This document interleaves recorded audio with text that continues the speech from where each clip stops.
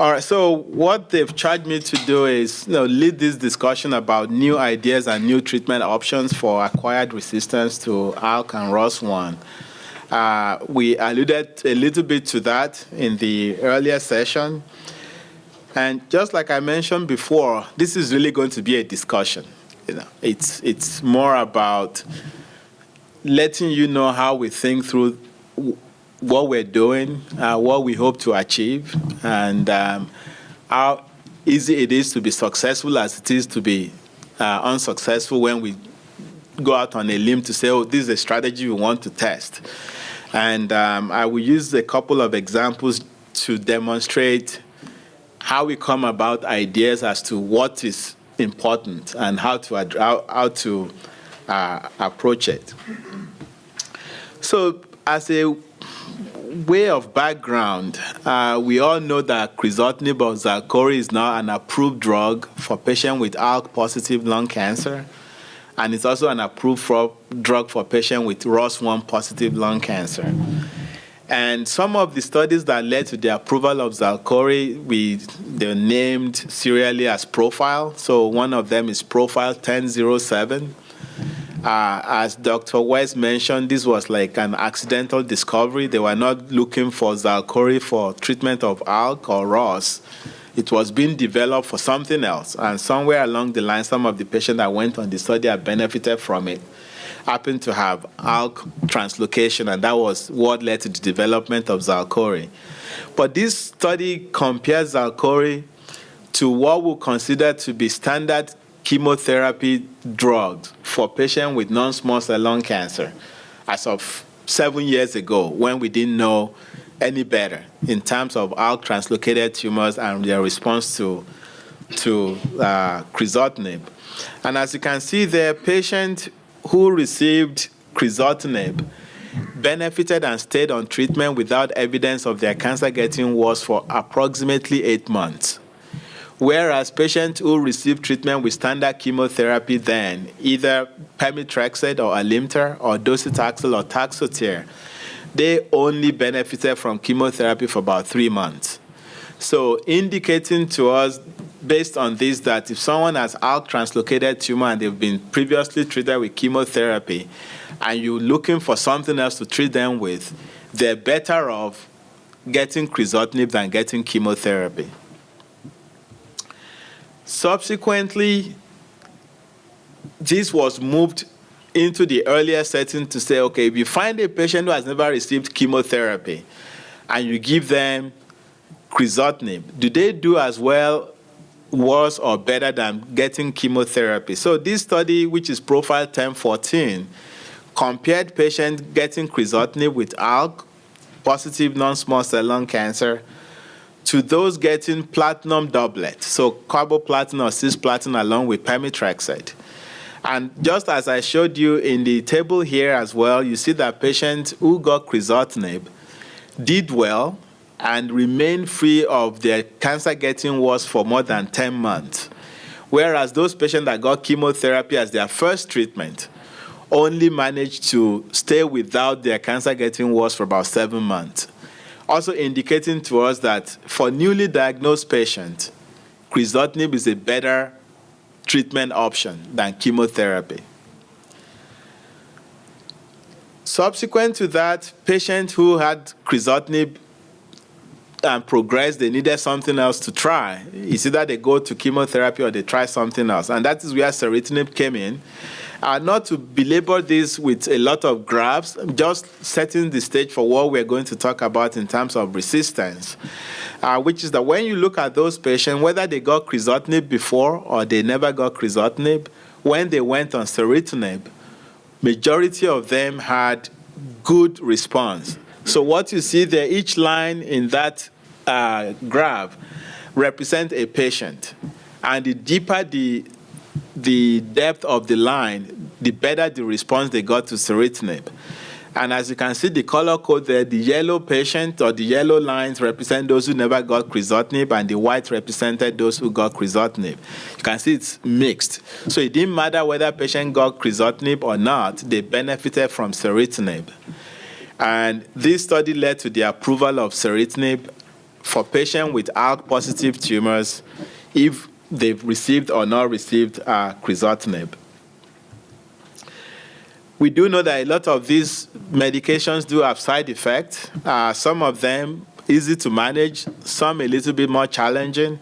But to date, the vast majority of patients treated with either ceritinib or crizotinib have been able to stay on and derive these benefits in the real world.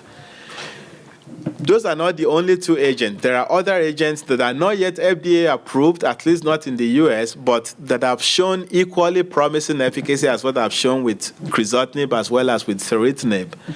So AP26113,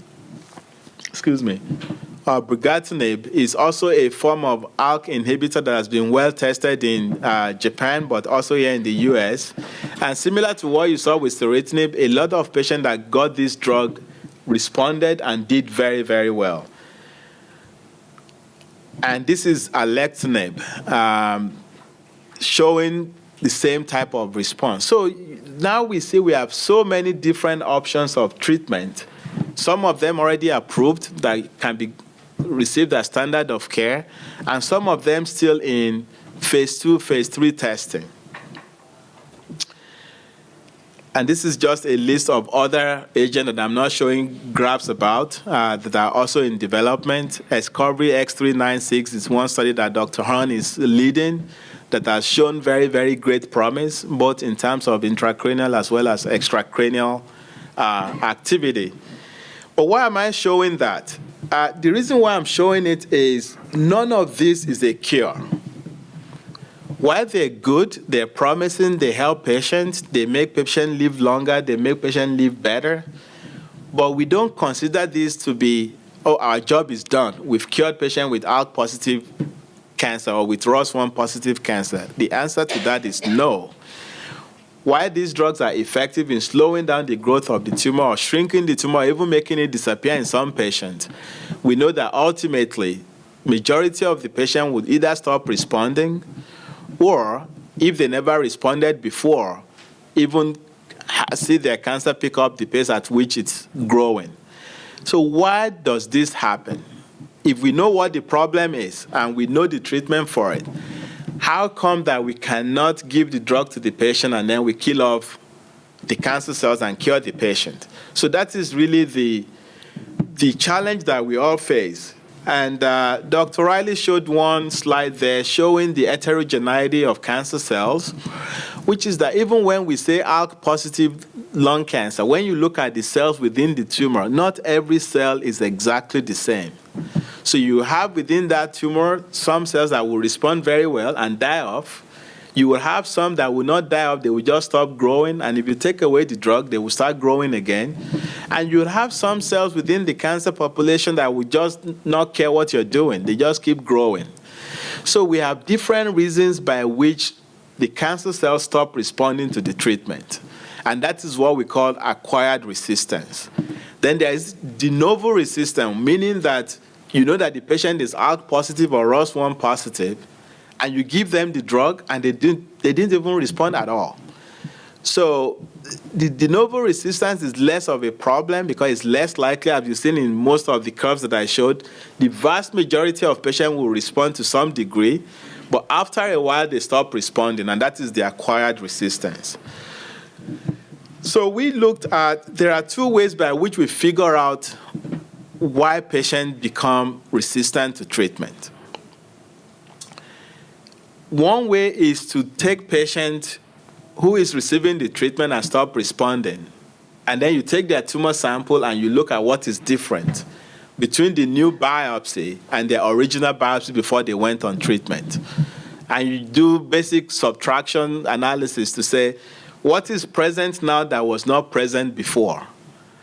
And what is showing up now, is that biologically plausible to explain why the patient is no longer responding to treatment?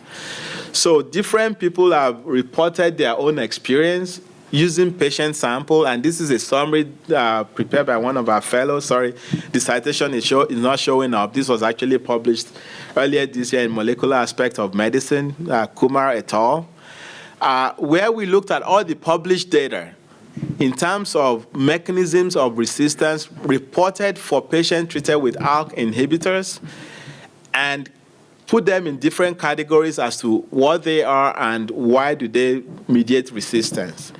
As you can see, the 38% of patients still have the ALK oncogene being present, but there was no other known oncogenic driver found to explain why the patient stopped responding.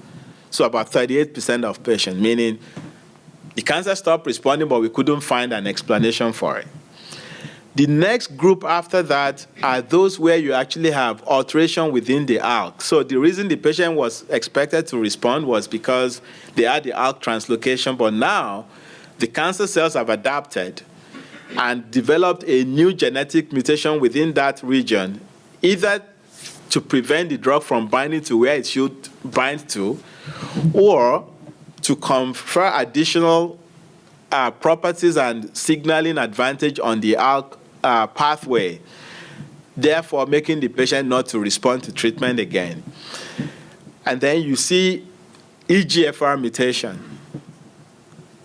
So similar to what we're talking about with patients with EGFR mutant tumors, actually some of these patients with ALK, the reason why they will stop responding is because they can develop mutation within the EGFR pathway and bypass what we're trying to block. So you have ALK, you're blocking it, and then the cancer went around it to go through EGFR. Other things will be KRAS mutation as well as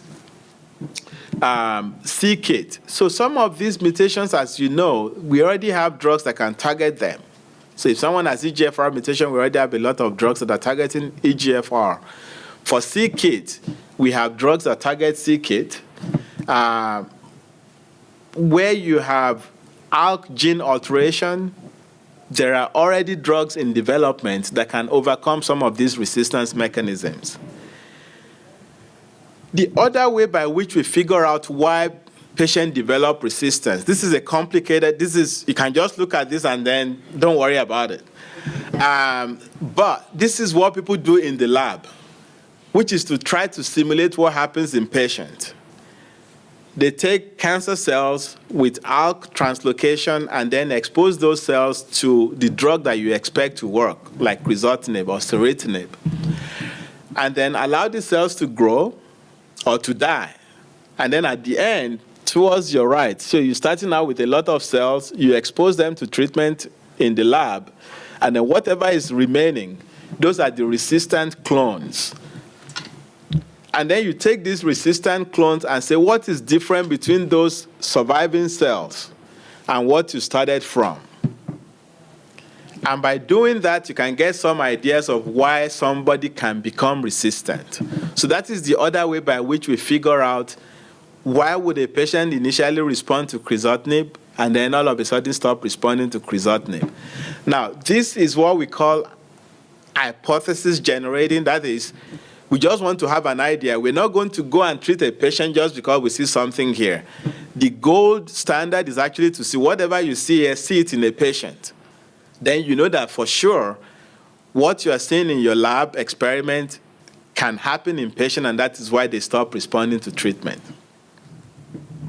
So by doing this type of analysis in the lab, people have been able to come up and, I'm sorry this is very busy, but what you see here, these are different types of genetic alteration or biological changes that can mediate resistance to ALK-targeted therapy.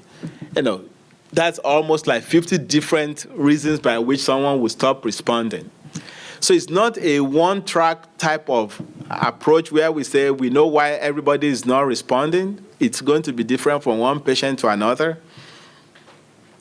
But be that as it may, there are some frequent ways by which patients stop responding.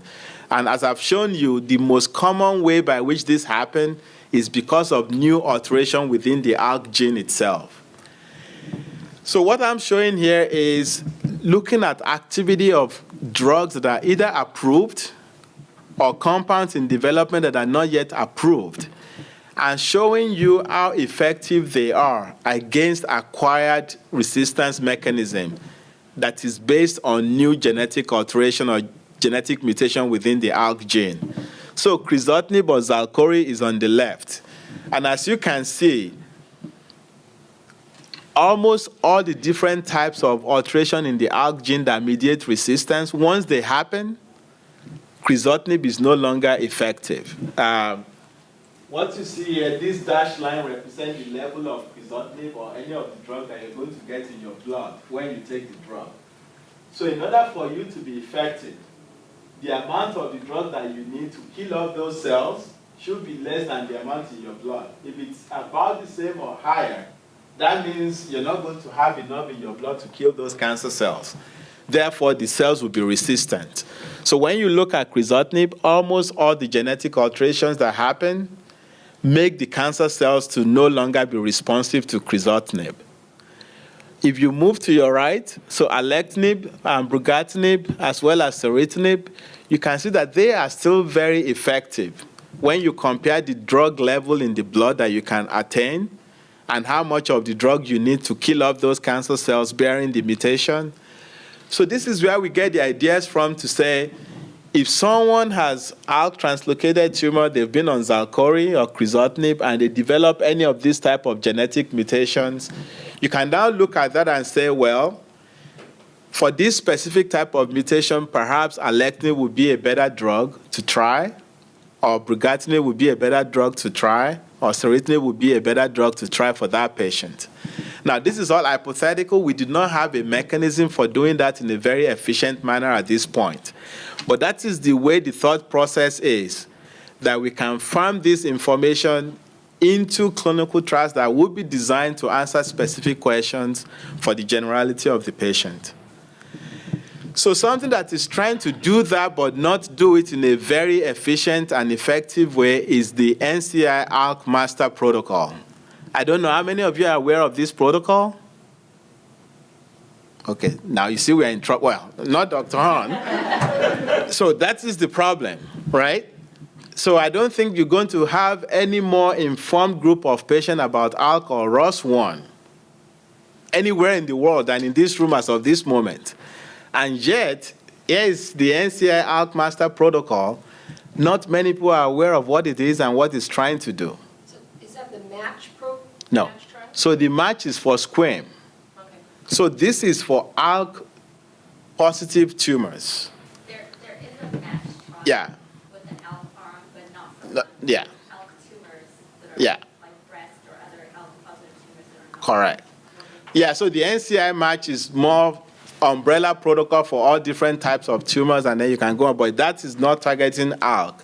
So this is an initiative by the NCI along with some of the cooperative groups to try to answer the question of which of these many ALK-targeted therapies is better or the same, or how should we use them, which ones should we use first, and which ones should we use next. But like I said, a lot of what is expected to happen in this actually is not going to be based on specific driver alterations. It's more about sequence. The primary question here is, which one do you use first? Do you use ceritinib first? Do you use crizotinib first? So this is the best of what we've got now in terms of answering this type of question, and it's not good enough. So we still have our work cut out for us. It's not just for ALK. Same thing with ROS1. This is the data from crizotinib in ROS1 that led to the approval of crizotinib for ROS1. But just like we saw for ALK, patients eventually develop resistance to crizotinib and ceritinib. And similar experiments were done. People went back to the lab to say, okay, when we treat cancer cells with ROS1, with ceritinib, or with crizotinib, what happens? And then they can come up with specific alterations that can mediate resistance to those treatments. And then that gives you an idea as to which direction you should go if you want to overcome the resistance. And what was found in the lab was actually also observed in patients, telling you that this is not just an artifact of something that you are doing in your lab. It's something that happens to patients, and therefore it's reasonable for you to consider that as a strategy to overcome resistance. So there's currently at least 7 or 8 different compounds that have been shown to have ability to overcome resistance to crizotinib in patients with ROS1-driven tumors. So as you can see there, Foretinib, Cabozantinib, Brigatinib, Ceritinib, AZD, Alectinib, as well as the PF3922. They've all been shown, at least in preclinical model, to be able to overcome some of the resistance mechanism in ALK and ROS1. And a lot of them are already approved. Cabozantinib is an approved drug for treating medullary thyroid cancer patients. Alectinib and Brigatinib, I think they are very close to getting approved there in the US. One of them is already approved in Japan. So these are not far-fetched options of what we can use to try and treat patients. And when you look at them, some of them have both activities against both ALK as well as ROS1, whereas some are very selective. So if you look at cabozantinib, for instance, it is much more potent against ROS1 than it is against ALK. So that would not be something you want to consider if you are thinking of a patient with ALK translocated cancer that is resistant. Whereas alectinib, on the other hand, is much more potent against ALK than it is against ROS1. And then in between, you have those that are equally effective. Brigatinib, Ceritinib, and AZD3463. Those have equal activity against ROS1 and ALK1. So all these things give us options of things to try when our current options are failing.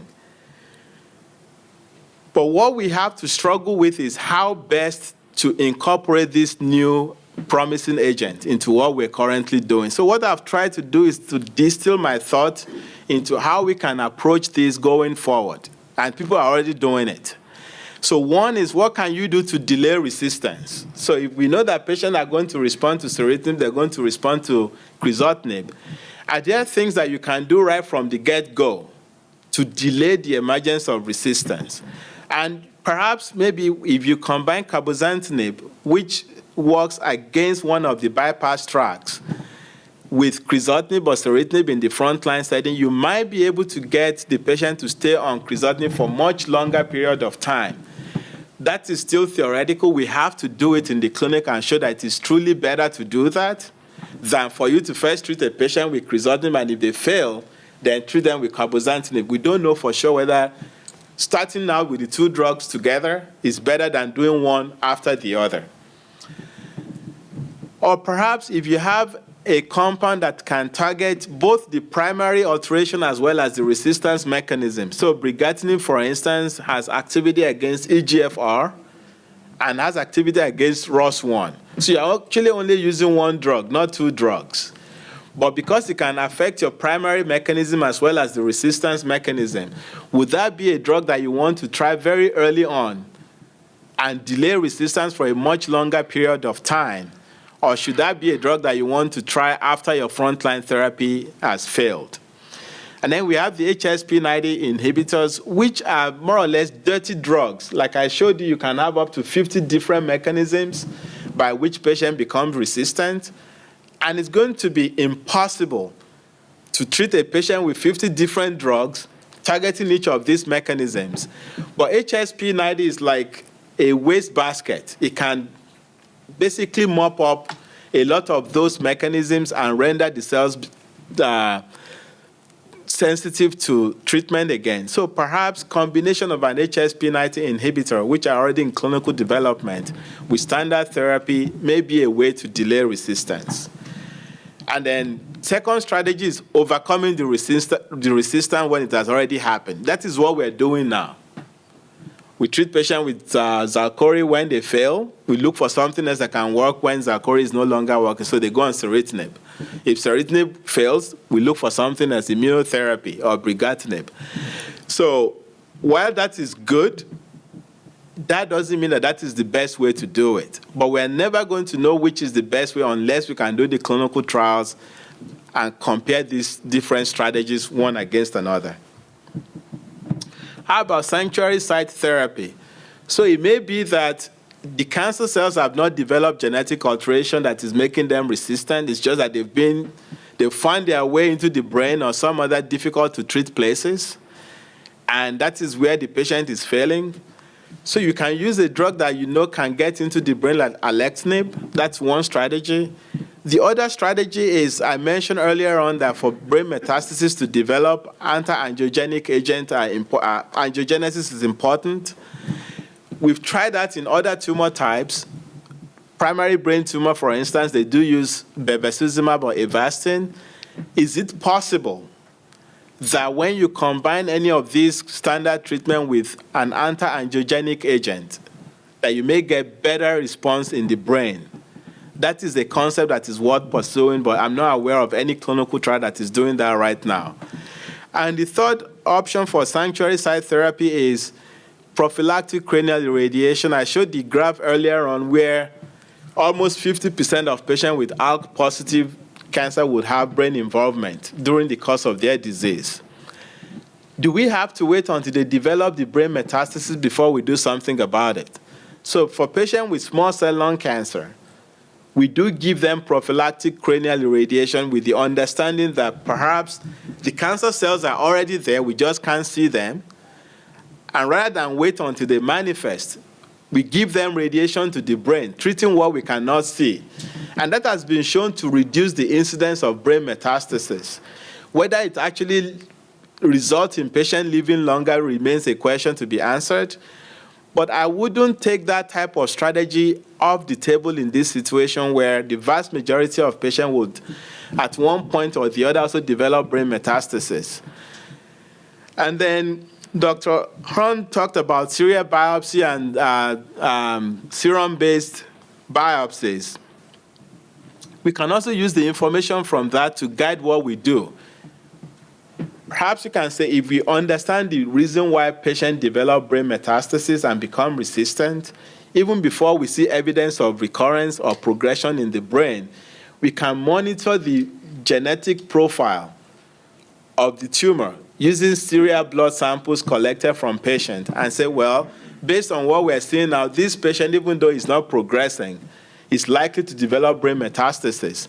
And that could be a situation where you actually change your treatment before patient develops the problem to say, well, I'm on crizotinib, but I know crizotinib doesn't get into the brain very well. And what I'm looking at now may suggest that this patient will develop brain met. I'm going to switch to something else that can get better penetration in the brain and use that to delay the emergence of sanctuary site involvement. They want me to say something about sequencing. I think most of what I've talked about really is about sequencing. It's just that we do not have a well-formalized and data-driven way to sequence what we have right now. We have a number of drugs that are already approved, and we use them based on the way they are approved. But we know that the biology, as we understand the biology better, we may have to revise the way we use them. Currently, we know that ceritinib and alectinib are very effective post-crizotinib failures. What we do not know is whether crizotinib is going to be effective if somebody already failed ceritinib or alectinib. And this is going out on a limb, my presumption is that perhaps not, because when you look at the mechanism of resistance to ceritinib and alectinib, they overlap with the resistance mechanism with crizotinib. So therefore, if we know that patients are likely to benefit more post-crizotinib with ceritinib or alectinib, perhaps we want to maintain that sequence, get the benefit we can from crizotinib before we go to ceritinib or alectinib. And then we also have to pay attention to the unique toxicity profile of this agent. So brigatinib, we've not mentioned a lot about it, but in the earlier development, a lot of patients had issues with respiratory difficulty where they had to titrate their dose gradually before they can get to the effective dose. So we know that if patients cannot take these drugs regularly the way they should, that may by itself promote the development of resistance. So in our ability or our plan to sequence agent, we also have to look at how well are patients able to adhere to those drugs. It's no good if the drug is very effective, but patient cannot take it. So to summarize, this is where I think we're going in terms of acquired resistance. We have to know as best possible what is responsible for the resistance. Is it a mutation within the ALK gene or the ROS1 gene? And if that is the case, the strategy then will be to employ a non-cross-resistant agent that will still be effective. If it is bypass tract activation, meaning the cancer cells are still dependent on ALK, but now they have an additional capability to signal through other pathways, then you cannot get rid of what you started with. You have to combine that with something else that will address the bypass tract. And that is where EGFR targeted agents or HSP90 inhibitors or KRAS, even though we do not have effective drugs for KRAS, but there are some drugs like MEK inhibitors that may be effective against RAS signaling that one can consider. And if it is sanctuary site involvement, then you should consider agents with good blood-brain barrier penetrance, plus or minus stereotactic radiosurgery to get the brain metastasis under control. Now, 40% of patients that have shown, we do not know why they don't respond. So if you don't know why the patient stopped responding, you can't just say, I want to switch. Or you may just be switching from one ineffective drug to another. And that is where I think the role of chemotherapy is still going to be of importance in this disease. That may be a situation where you have to use empiric chemotherapy to sort of weed the resistant clone and then go back to the targeted therapy. And then immune checkpoint therapy, as we alluded to earlier on. And with that, I will stop.